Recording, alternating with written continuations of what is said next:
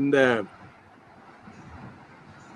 National education policy, தேசிய கல்விக் கொள்கை 2020 என்ற ஒரு சொன்ன மாதிரி 66 பக்கம் வந்திருக்கு. முதல்ல ஒரு 60 பக்கம் ஒரு இதை போட்டாங்க, லீக் பண்ணாங்க. அதுக்கப்புறம் மாறி MHRD வெப்சைட்டில் இந்த புதிய இந்த டாக்குமெண்ட்டை போட்டாங்க, 66 பக்கம். அதை பற்றி தான் நம்ம பேசுகிறோம். அதை பற்றி சில பேர் ஒரு ரொம்ப ஆழமாக அதை பரிசீலனை செய்து அதை ஸ்டடி பண்ணி அதோடைய அம்சங்கள் என்ன, எதை ஏற்றுக்கொள்ளலாம், எதை ஏற்றுக்கொள்ள முடியாது என்பதெல்லாம் பற்றி முயற்சி நடக்க வேண்டும். ஆனால் என்னுடைய நோக்கம் என்னவென்றால் இன்றைக்கு to highlight some large issues இந்த நேஷனல் எஜுகேஷன் பாலிசியை பற்றி. இதற்கு ஒரு பேக்ரவுண்ட் இருக்கு. இது ஒன்றும் புதிய விஷயம் இல்லை.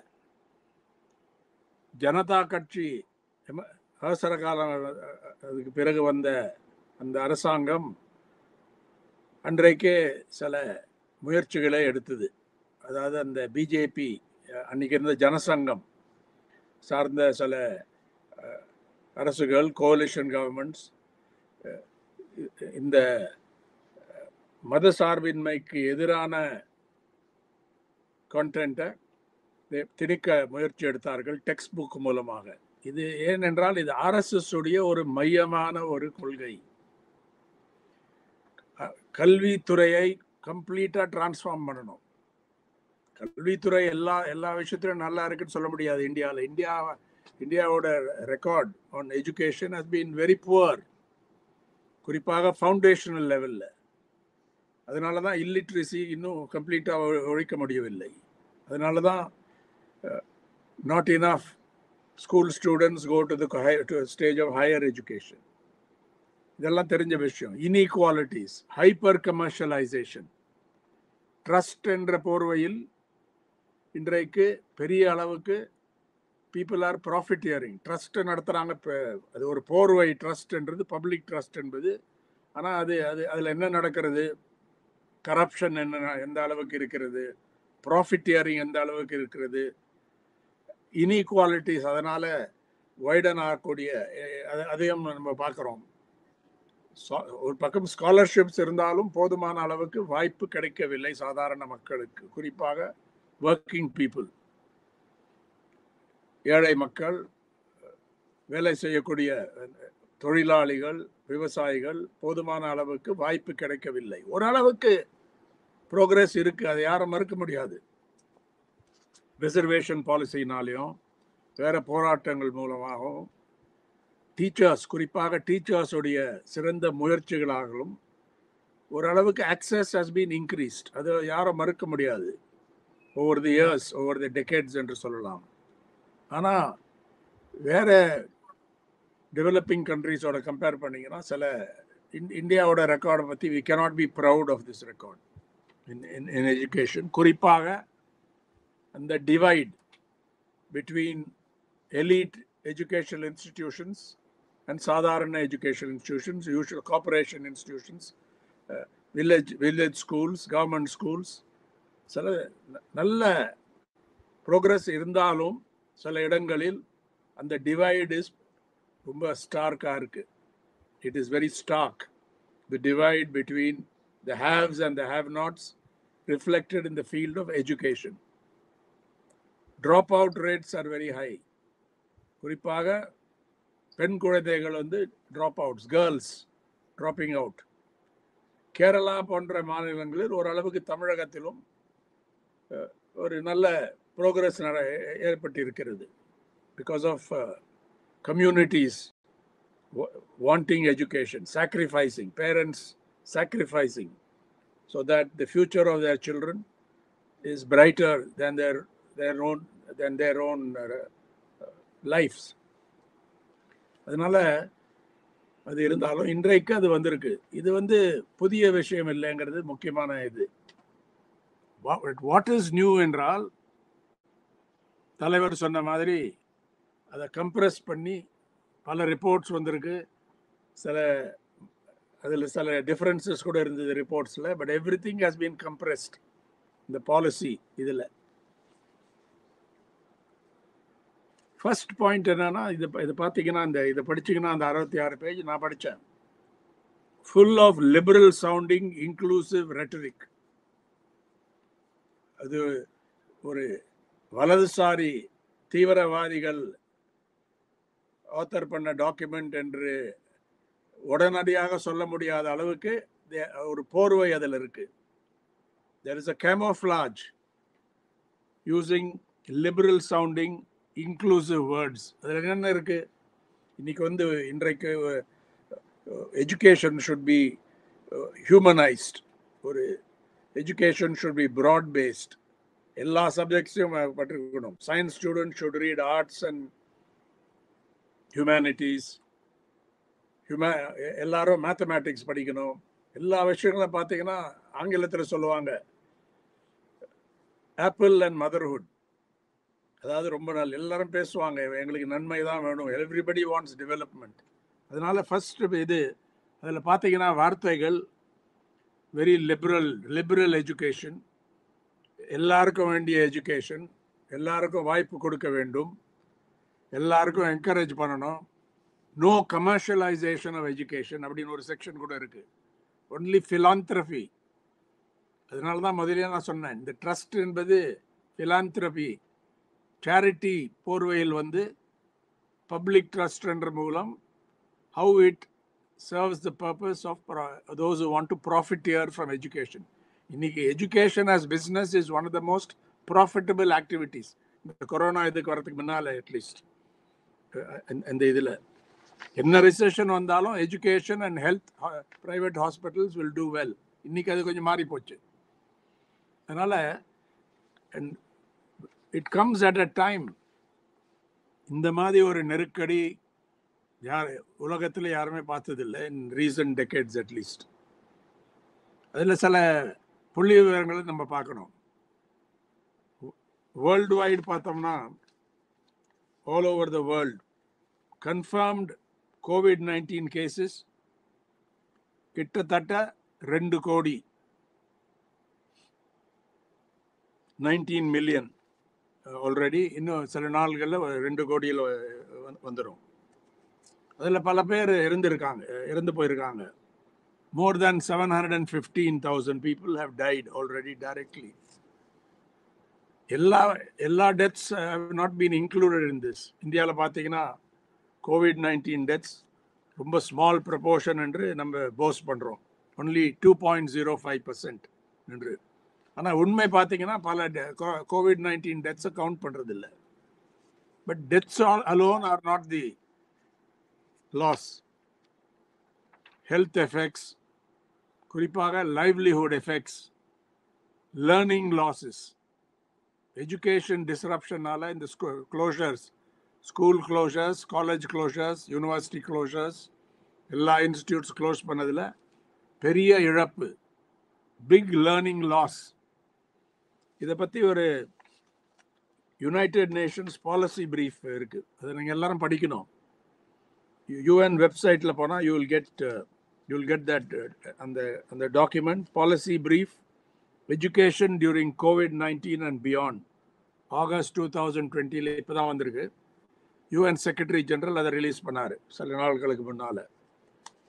அதில் தேர் ஹைலைட் என்ன சொல்கிறாங்கன்னா, the pandemic caused by this virus has brought about, quote, the largest disruption of education systems in history.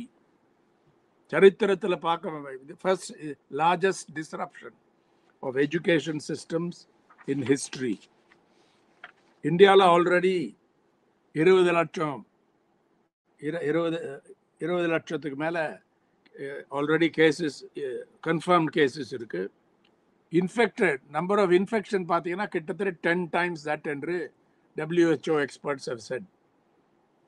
20 lakhs actual confirmed cases, அது into 10, அது ஒரு எஸ்டிமேட் வச்சுக்கலாம். இந்த க்ளோஷர்ஸ்னால ஒரே அன்சர்டன்டி, பாதிப்பு இருக்கு, அதே நேரத்தில் ஆங்ஸைட்டி அண்ட் அன்சர்டன்டி. குறிப்பாக பார்த்தீங்கன்னா ஹையர் எஜுகேஷன்ல இப்போ என்ன மெஸ் நடந்திருக்குன்னா யூஜிசி என்ன சொல்றாங்கன்னா first and second year students ஒரு அண்டர் கிராஜுவேட் கோர்ஸில் யூ கேன் ப்ரமோட் தெம். அவங்களுக்கு ஃபைனல் எக்ஸாம் தேவையில்லை, ஃபைனல் செமஸ்டர் எக்ஸாம் தேவையில்லை.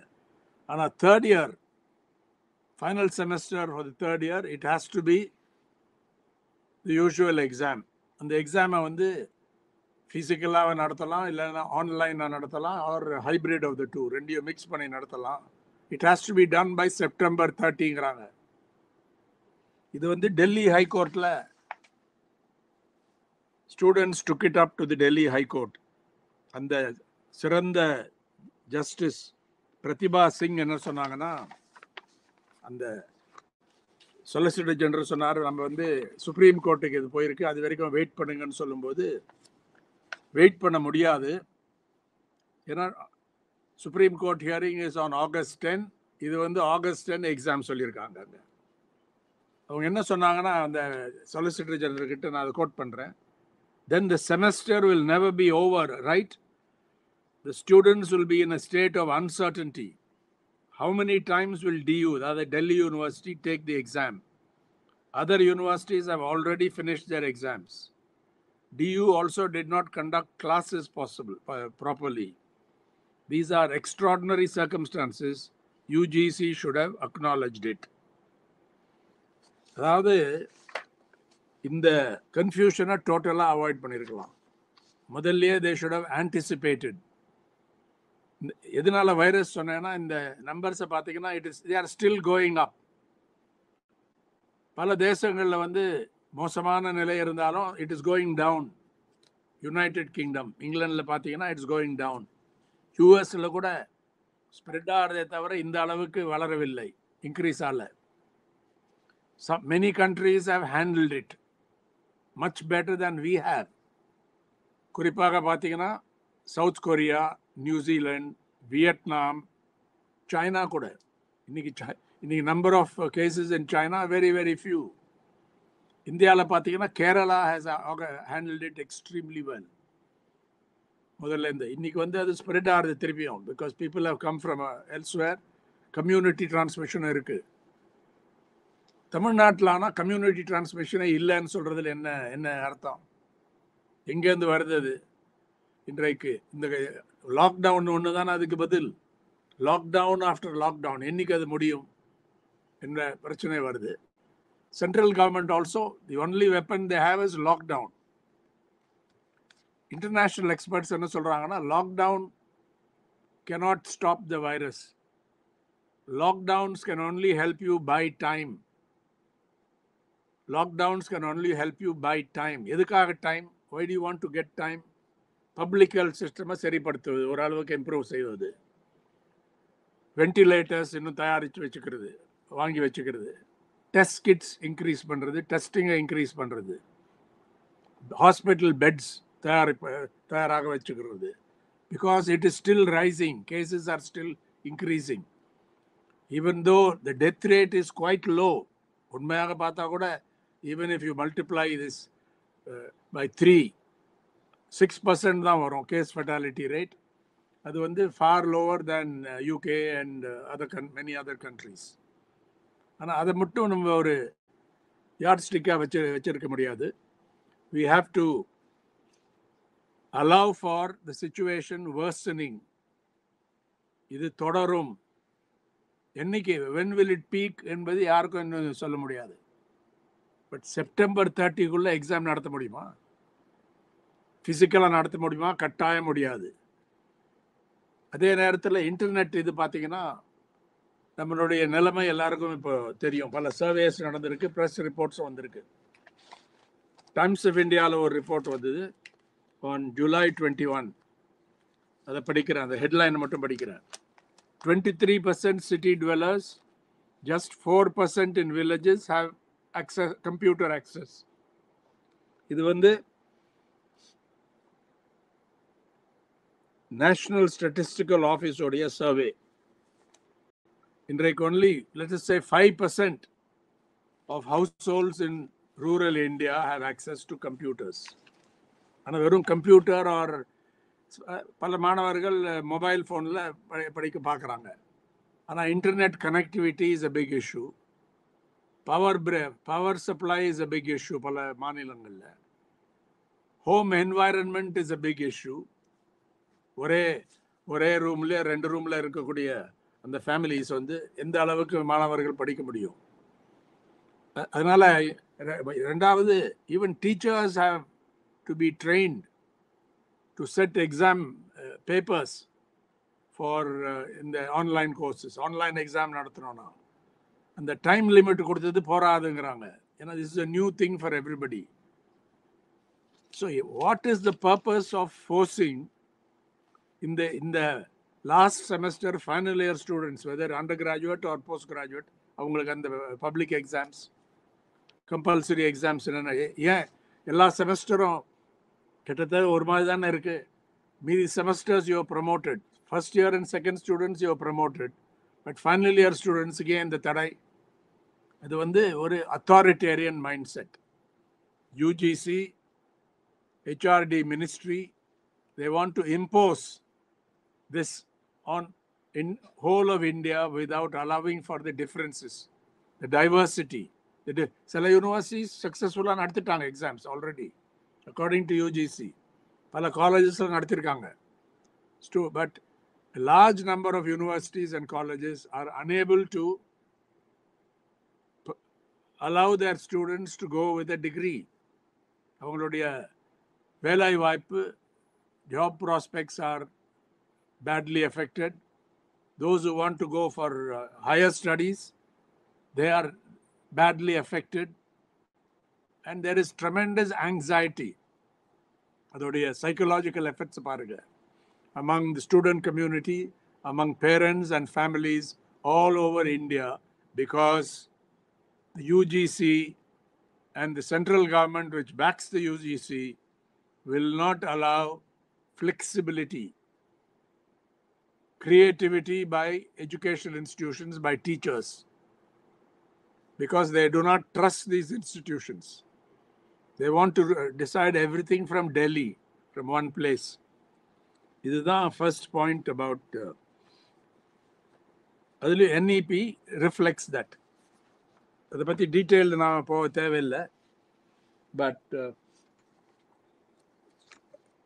ஸ்கூல் லெவலில் பார்த்தீங்கன்னா they want the Central Advisory Board of Education to strengthen and empower them. Standards raise பண்ற வேலையில் ஈடுபட்டால் we welcome that. Textbooks, if they are history textbooks, Romila Thapar போன்ற great historians எழுதக்கூடிய books ஜெனரலாக they can be used as models in all states. பிடிக்கலன்னா அது தேவையில்லை, நீங்களே உங்களை இதை எழுதிக்கோங்க. அதனால they are trying to impose one model, one nation model on a country which is highly federal. இந்த இதில் NCERT textbooks அதை படித்து பார்த்தீங்கன்னா they say NCERT textbooks ஸ்டேட்ஸில் மாற்றலாம், ஆனால் this will be the general guideline.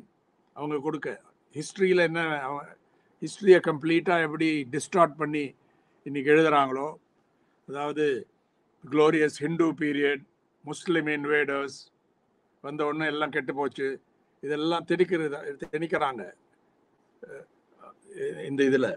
So NCERT textbooks, if the NCERT is functioning properly, அதில் ஒன்றும் பிரச்சனை இல்லை.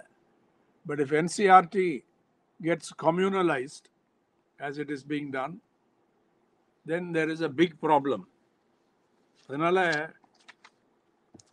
India is supposed to be a federal country, at least quasi semi-federal country. The constitution reflects it. அதனால தான் state legislatures and state governments இருக்கு. They are autonomous, they are sovereign in their own realm என்று doctor Ambedkar சொல்லியிருக்காரு constituent assembly debates. அதாவது constitution, parliament is not supreme. இந்தியாவில் constitution is supreme, at least பேரளவுக்கு. இந்த இதில் state legislators have their own sovereignty in their areas. அதனால தான் list இருக்கு. state subject, state list, central list, மூன்றாவதாக concurrent list. இதில் ஒரு பெரிய தவறு நடந்து போச்சு இந்தியாவில். இதை நம்ம இப்போ இருக்கக்கூடிய அரசாங்கத்தை we cannot blame for that.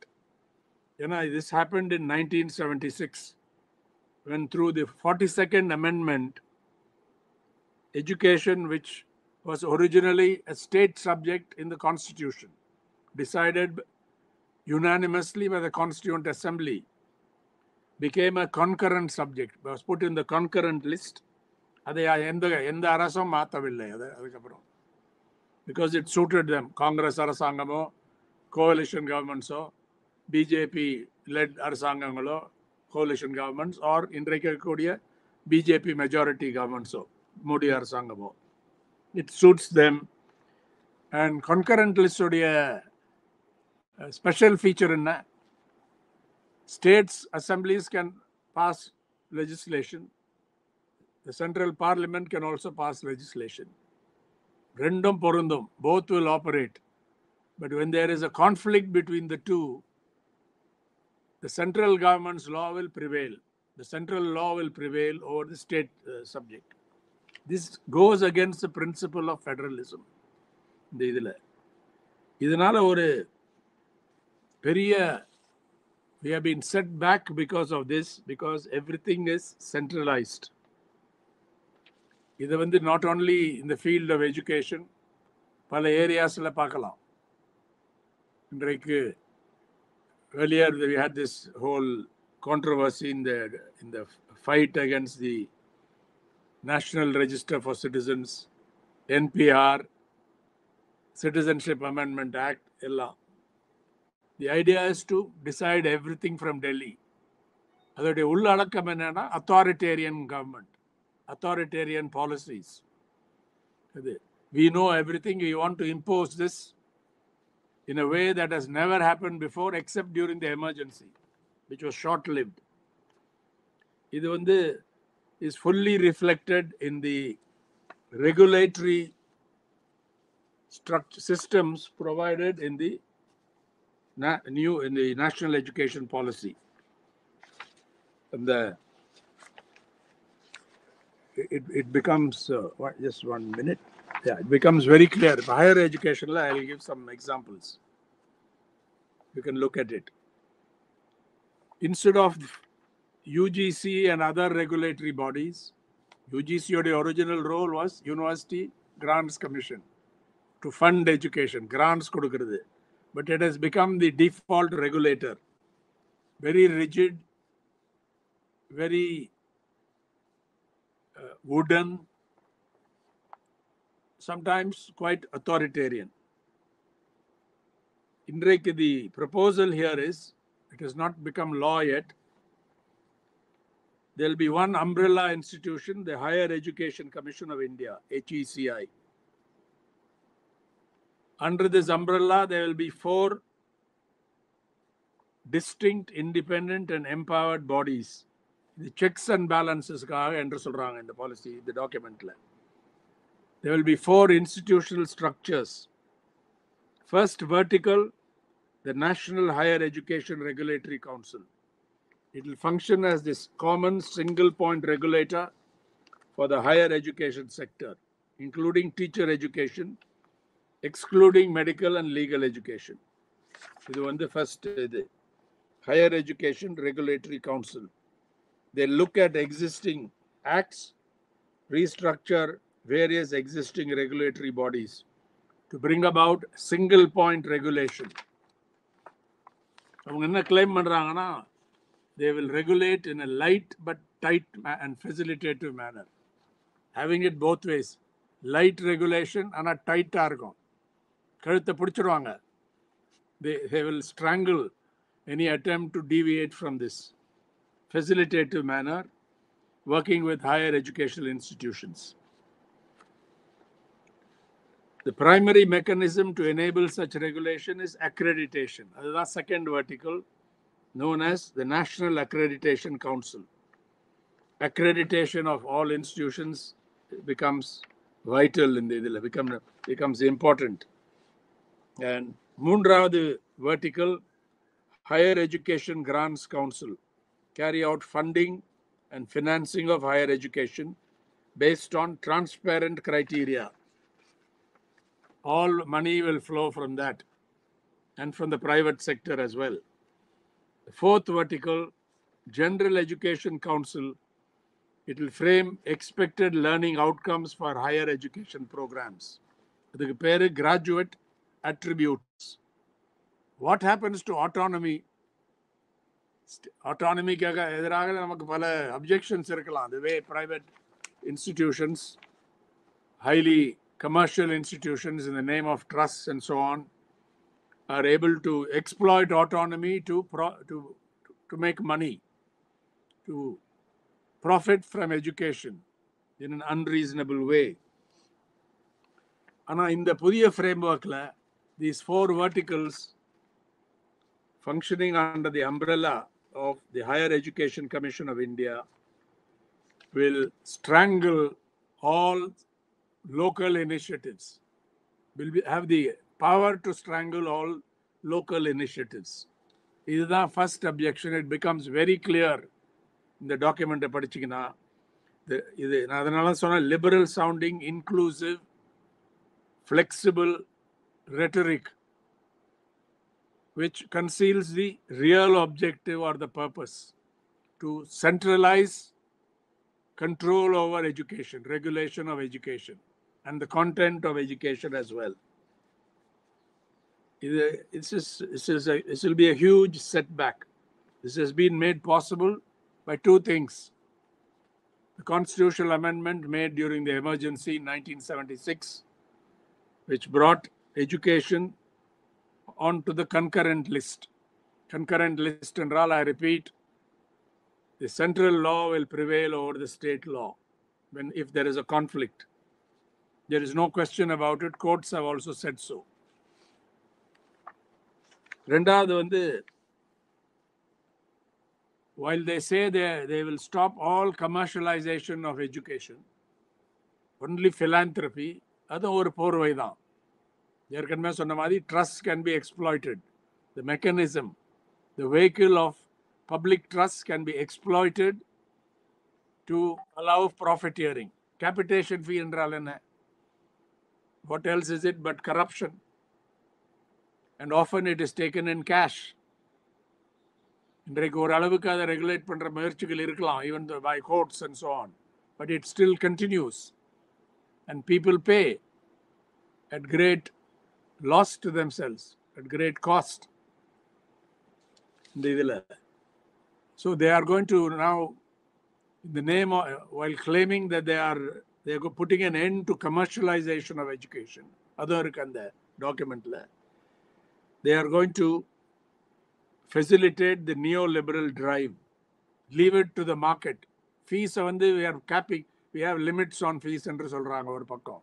At the same time, they say that higher education institutions, their governing bodies can set their fees, have their own content. நீ கொரோனால பார்க்குறீங்க hospitals. Number பல states they have said we are capped what hospitals can charge those who have tested for COVID-19 என்று சொல்றாங்க. இன்றைக்கு hospitals, they limit it. But in reality, what happens? While government hospitals in many cases are doing a fairly good job in treating their patients, some of them are overwhelmed. போதுமான beds இல்லை, போதுமான facilities இல்லை பல ஸ்டேட்ஸ்ல. அங்கே போனால் வேற இடத்துல அனுப்புகிறாங்க. அந்த ஸ்டோரிஸ் கூட மீடியாவில் ப்ரெஸ்ஸில் வந்திருக்கு. But private hospitals are charging huge amounts. Many cases 1 lakh a day அந்த மாதிரிலாம் இருக்கு. பல மெத்தட்ஸில், or they are turning people away. If you are not willing to pay, எங்களுக்கு இடம் இல்லை, பெட்ஸ் இல்லை, we don't have the doctors, we don't have the nurses அப்படின்லாம் சொல்லி they are escaping in the regulation. அதே மாதிரி இன்றைக்கு are they capable of regulating the private sector in education, the commercial sector in education? They are falsely claiming that the objective of one of the objectives, key objectives of NEP 2020 is to free education from commercialization, liberate education from the commercial, the stranglehold of commercialism, particularly hyper-commercialization. And reclaim பண்றாங்க. Foreign universities will also be allowed to come in. They say that top Indian universities can go to other countries and set up institutions there, start operations there. At the same time, they will allow foreign universities to come here. And so அதெல்லாம் இவங்களால regulate பண்ண முடியுமா? Can they moderate or control this hyper commercialization that that characterizes Indian educational system at all levels, from nursery to the highest levels? Particular professional courses or pakkam, but also other colleges இன்றைக்கு வந்திருக்கு. They charge very high fees. Some of them provide scholarships. There are organizations, foundations, good foundations that provide scholarships. Some opportunities have increased, but looking at it overall, the divide continues in the educational system as well. மூன்றாவதாக, the anti-secular objective is very clear, the communal objective in the இதில் அதை படிச்சு அது வந்து we have to study this closely to see what they intend to bring about in content of education. இந்த இதில் பார்த்தா வெறும் இந்த டாக்குமெண்ட்டை படித்தா மட்டும் புரியாது. We have to see it against the background of what has happened earlier. அதில் வந்து there is a lot of talk about traditional values, Indianizing education, which is one of the objectives of the RSS and the Saffron Brigade. அதில் பல இதில் இருக்கு. What should be from the earliest stage in education to the highest stages, what should be the content of education. And it is clearly against the secular approach to education, that education should be free from any religious bias, any communal bias. Education should be separate from religion. Some minority institutions may be doing this, but now the majority institutions and government institutions will be enabled to do this in a big way. என்பதுதான் இந்த இதில் தெரியக்கூடிய truth. It comes out.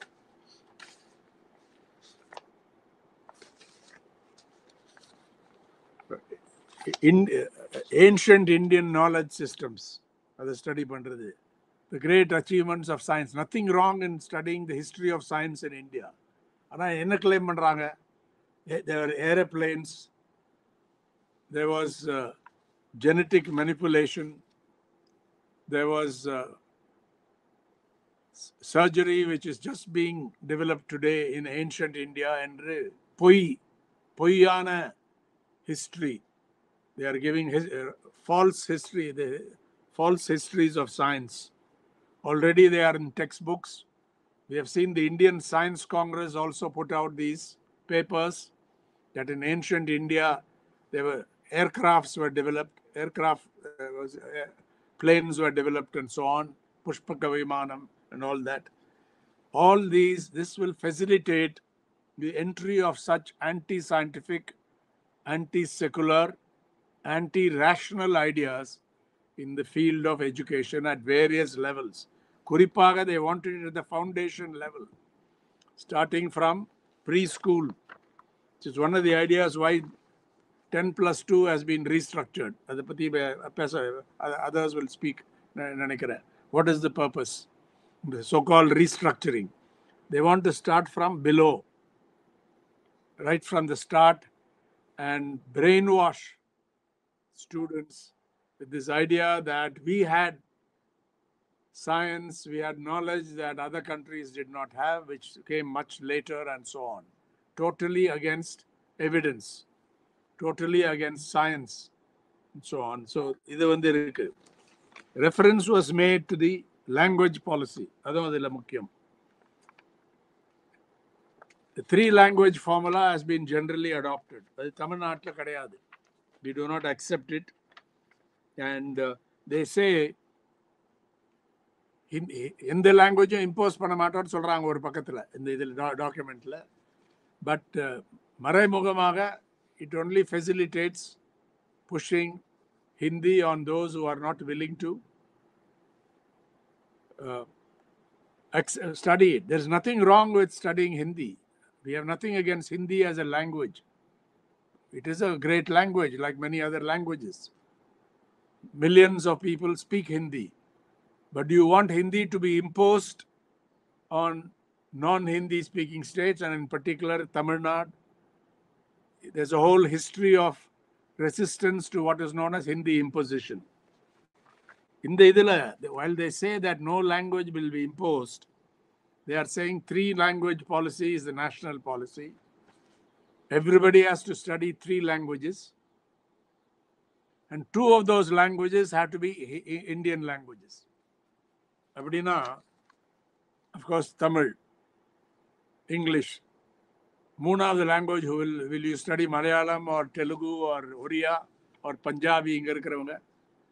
So maraimugamaga, it is only requiring everybody to study 3 languages and indirectly promote, privileging Hindi as a so-called national language. இது வந்து ஆழமாக இருக்கணும். இது வந்து this, which is one reason why there is a lot of opposition to the language policy content in this document in Tamil Nadu. இன்னொரு விஷயம் என்னன்னா சான்ஸ்கிரிட். இதில் ஒரு வார்த்தை வருது, எனக்கு என்னன்னு புரியல. Sanskrit, which is also an important modern language mentioned in Sanskrit, is an ancient language, a classical language. யாரும் மறக்க முடியாது. So is Tamil. So are some other old Indian languages. Ana Sanskrit is an important modern language என்று சொல்வது goes against reason, goes against truth, because it is not a modern language. It is not in current use. People do not speak this language. People do not study science in language. People in Sanskrit. People do not study economics in Sanskrit. People do not study politics in Sanskrit, current politics, modern politics. People do not do much, modern activity is not reflected in Sanskrit. They say Sanskrit as well as other classical languages will be promoted, but Sanskritக்கு ஒரு முக்கியமான இது கொடுத்திருக்காங்க. One important language is spoken by millions of not only Muslims, mostly Muslims, but also others, is not even mentioned in the document. நான் இந்த பிடிஎஃப்ல ஒரு search பண்ணேன், அதில் உருதுங்கிற வார்த்தையே வரல. உருது, பர்ஷியன் இருக்குதுல, but not Urdu, which is spoken today by a significant proportion of the Indian population. Not a huge proportion, but an important section of our people or component of our people. ஆனால் அது மறைமுகமாக 8th schedule இருக்கிற எல்லா லாங்குவேஜையும், constitution 8th schedule இருக்கிற எல்லா லாங்குவேஜையும் promote பண்ணணும்னு பேசுகிறாங்க. And Urdu is part of that. But they do not openly acknowledge the importance of Urdu, promoting Urdu through this policy. அதனால இதோடைய communal நோக்கம் மதவெறி, அந்த நோக்கம் வந்து becomes very clear if you study it closely. Superficially பார்த்தா, மேலோட்ட வாரியாக பார்த்தா, you will not see this, because it is full of liberal sounding inclusive rhetoric. எல்லா விஷயங்களும் அதில் திணிச்சு இதில் போட்டிருக்காங்க. சில important criticisms have been recorded in the press, have been presented in the press அதில் சில விஷயங்களை சொல்கிறேன் ஃபார் ஃபர்தர் டிஸ்கஷன். இது ரொம்ப வேகாக இருக்குது.